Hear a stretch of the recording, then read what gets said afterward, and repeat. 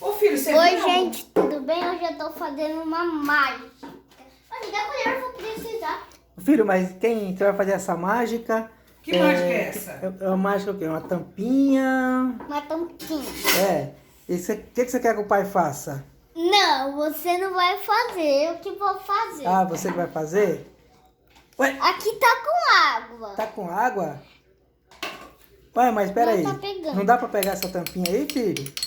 Não. O que você fez? É um segredo? Será que a mamãe consegue pegar? Mamãe, vem ver se você consegue pegar essa Eu tampinha. consigo. Não consegue. Não Caramba, consegui. Marcos, que mágica é essa que você Vem fez? você. Mas você colou essa tampa no fundo do pote? Ué, Eu acho que você colou. gente, olha, por incrível que pareça, olha, não dá pra pegar, ó. Olha, eu não sei o que ele fez. Mas É não dá agora pra que eu pegar. vou te mostrar. Olha o rosto desse menino aqui, ó. Olha a cara do mágico, ó.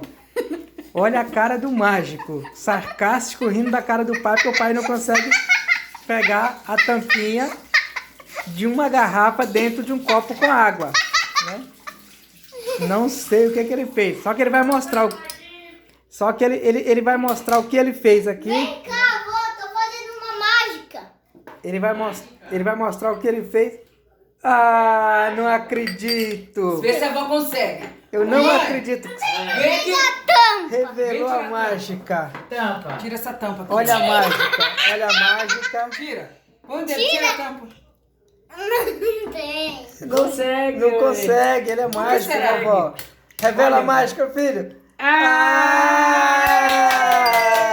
Parabéns. Revelou a mágica. Muito bem, filho. Muito bem, filho.